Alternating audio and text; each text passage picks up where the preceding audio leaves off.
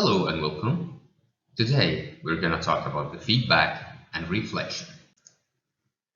By the end of this lecture, you will be able to recognize the teachers play an important role, recognize the need for feedback and reflection, describe how to reflect on our teaching by collecting feedback.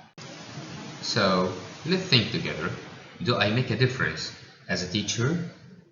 What are the factors that govern the learning process? The factors affecting student learning are genes, teachers' quality, the classmates, and resources. And guess what? There is one you can improve significantly, which is the teacher's quality. Genes might set the bar for learning potential of your student, but the teacher helps the student to reach it. When the teacher's quality is high, the genetic variance blooms. So how do I improve continuously? There is a model of action, feedback, reflection, and planning. By action, we are speaking about your lecture design and what you say, the content. And by the feedback, we mean the peer feedback you get from your colleagues and the feedback you get from your students. And then you should reflect on your teaching methodology, the resources you use, and then the planning phase. What are you going to do next? And we can see this model in a different way, which is you teach, then you self-assess, then you reconsider, and then you practice and rehearse the change, and then you teach in the new way, and the cycle goes on. So what is feedback? It's all kinds of comments made after the fact, including the advice, praise, and evaluation. The feedback is the information given to the learner about his performance relative to learning goals. It's a dialogue between people which reflects back how another person sees someone else's behavior or performance. So there are a lot of types for feedback. The feedback could be positive or negative, could be verbal or nonverbal, could be qualitative or quantitative, and it could be given in oral format versus written format. All are different types of giving the feedback. So who can give the feedback? It could be the teacher, could be the peer, or it could be the learner himself. The feedback models, we have two main models, the sandwich model and the Pendleton model.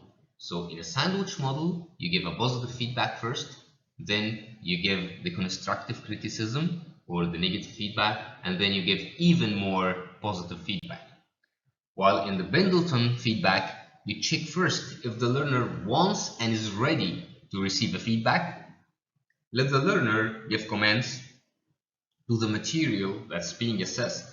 Then there is interchangeable rule between the learner and the teacher.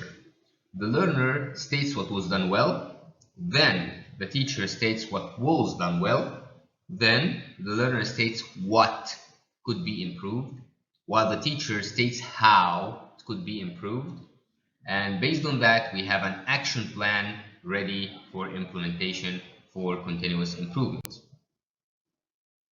The feedback comes from the other eyes. You cannot feedback on yourself. This is called reflection. As we said, it's a valuable input for the reflection. Peer and student feedback are both important. Remember the learner's diversity. They can give different types of feedback based on different types of how they acquire knowledge. To teach as you like to be taught is just not enough. Remember the last point, the learner diversity. And everyone is different, okay? Don't treat them all the same. And some people learn by seeing the small things and enjoy putting the pieces together to see the big picture, while others need to see the big picture first, then break it down into smaller points. So how to give constructive feedback? The constructive feedback should be specific rather than general. You just don't say to a student, okay, you're not doing good. Rather, you could say you can improve the learning process in X matter by Y mean. You should focus on behaviors rather than the person. Don't say you are not doing well.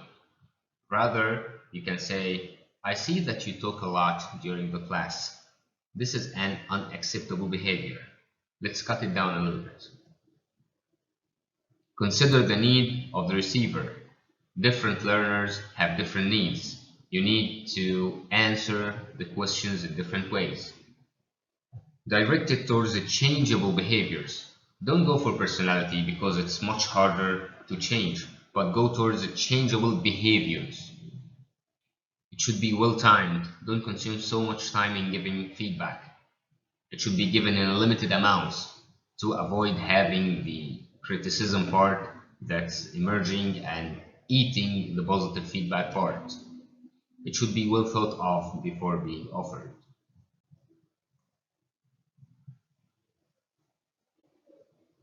So right now, this is the time for reflection.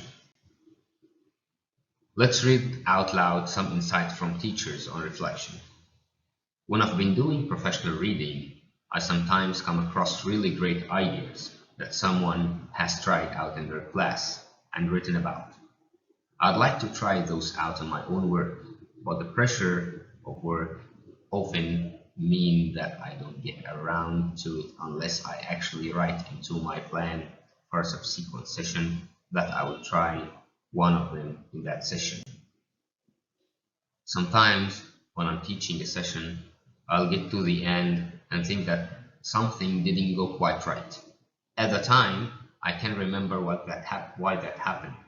But if I don't write it down, then the next time I come to teach that session, I have a knowing feeling that something didn't go well.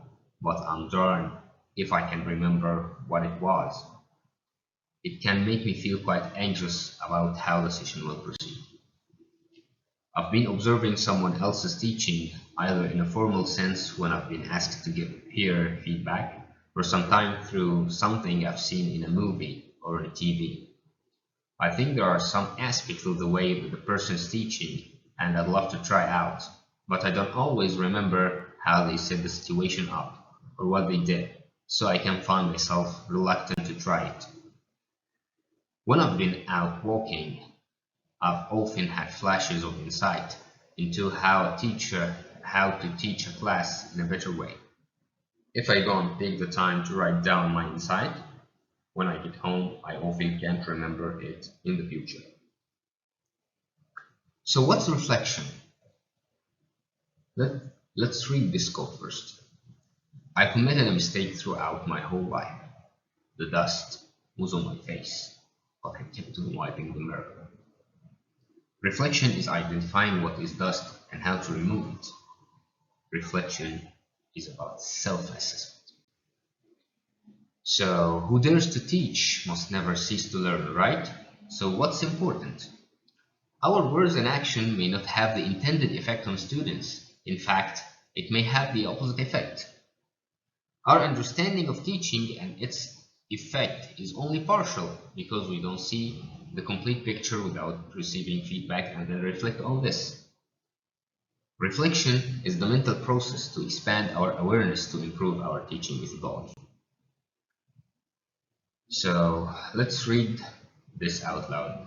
First, advocates of professional development for teachers are not arguing that teaching is of poor quality and must be fixed. Their advocacy for professional development for teachers reflects the recognition that teaching is so hard that it's never perfect. No matter how good a lesson is, it could always be improved.